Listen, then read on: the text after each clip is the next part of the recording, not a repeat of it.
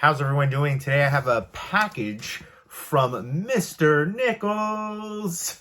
A while back, we did a trade, and one of the movies that he sent me wouldn't play, so he actually ended up buying a replacement for it, and then he sent it over, and we were talking about doing another trade, but I feel like we both, at different times, just got, sidetracked with stuff. So we never ended up doing another trade. But I hit him up. I was like, hey, can I get that replacement? And he sent it over. And he said he sent some extras in here.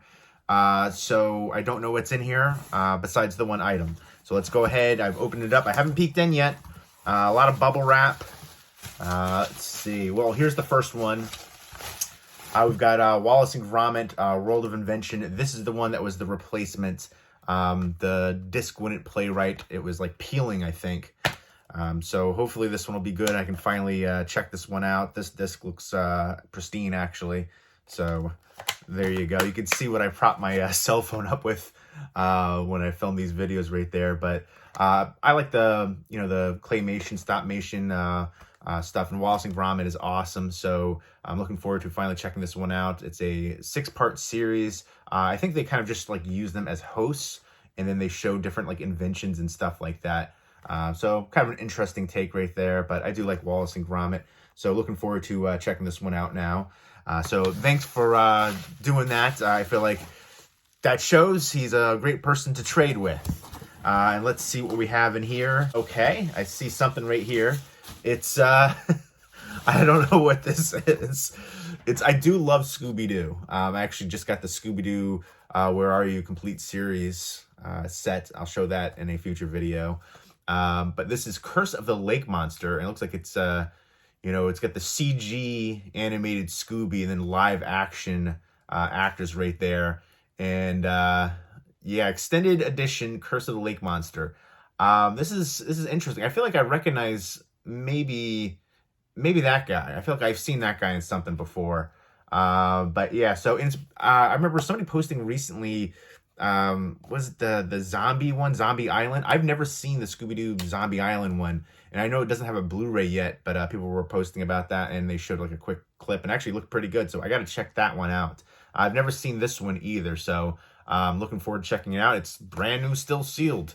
But this is the old school digital copy where the digital copy's on the disc. If it was a digital copy where it's a code, I would give that one away right now. I'm looking forward to checking it out. I do love Scooby-Doo. It's one I grew up with, so I'll check out like all the different iterations and stuff.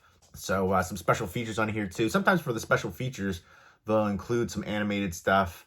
There's Scooby-Doo rock, rap, and roller skates music video in here, and then a tribute to classic gags of Scooby-Doo, and then another gag reel. So this looks like it could be fun. Then we got one more in here. Oh man, you hooked this up. This is what we were talking about doing a trade for.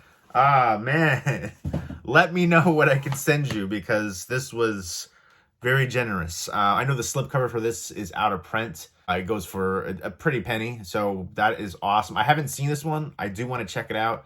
I heard it was shot nearly entirely on an iPhone, an older iPhone model, and it's crazy because I think it was like, I don't know what, but it was a few years ago now, and there's been a new iPhone every year. So that iPhone that this was shot on is now outdated.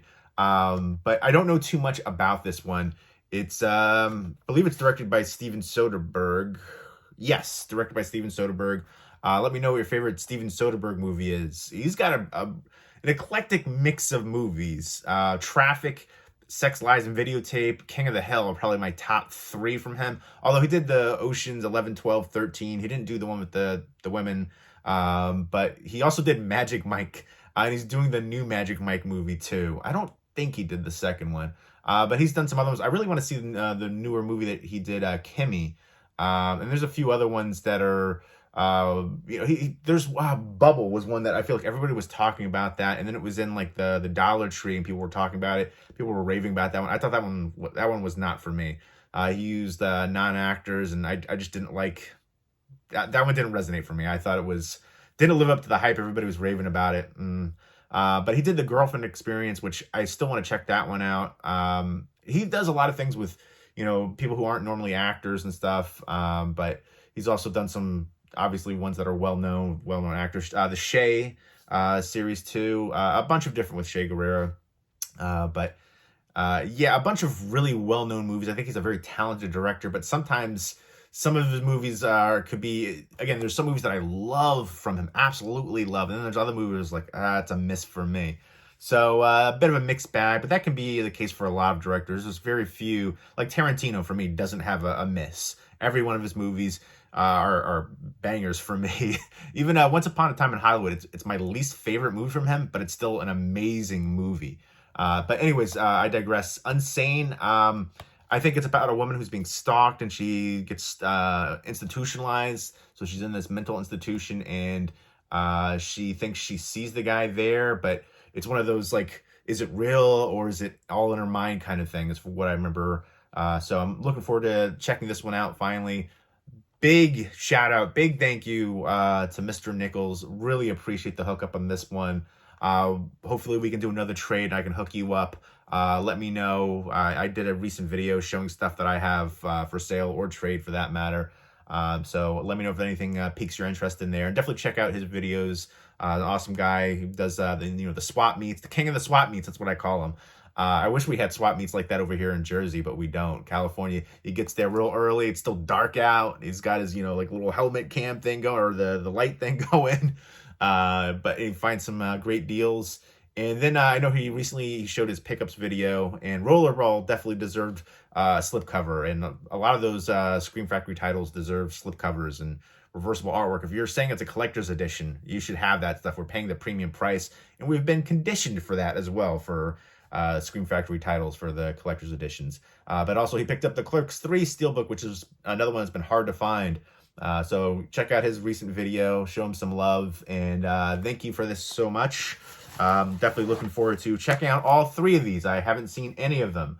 So let me know if you've seen any of these and what you think of them. And let me know which one of these is your favorite. Again, I've heard really good things for this one. And I think it was kind of like a really interesting take with the iPhone usage. We're seeing a lot more of that. There, found footage stuff and things shot on phones. So showing that you can do really good movies with a low budget. And I think this was a really low budget one too. So interesting to check this one out. And it does have the Rotten Tomatoes sticker printed on the slipcover. I hate that. Only because Rotten Tomatoes to me is like such a terrible rating site. I don't know how it became so mainstream and popular, but I guess at the same time, I look at the world today, but I don't know. I feel like the ratings are all like 90 or 10%. It's like there's no middle ground. It's all over the place. And for me, IMDb is the legitimate rating site that I go to. I remember I hear people complain all the time about Rotten Tomatoes. Oh, this movie's, somebody pointed out recently, Sandlot had like a really low percentage, and another one too, somebody posted on Instagram, and I was like, why do you keep going to the site then? If you don't like it and you clearly, it doesn't adhere or align to your, views and ratings as well. It's like, I don't know, it's like a weird, Stockholm syndrome. You keep going back. Check out IMDb. That's really I just don't understand how it became so mainstream like this, where it's printed on the slipcover, not even a sticker. Some releases will have stickers you can peel off, but some are printed directly on. It's probably printed, it's printed on the case too. I don't know. I loathe that, but I digress. I'm very thankful for you hooking me up with this one and with the slipcover too, because I know the slipcover is rare out of print. So big thank you to Mr. Nichols. Super appreciative of that. And again, thank you for getting this out again to me and picking up a new one for me. The disc looks flawless on this one. And definitely looking forward to checking all of these out. So thank you again. Check Mr. Nichols out. I'll put a link for him in the pinned comment. And I hope everybody's doing well. Take care.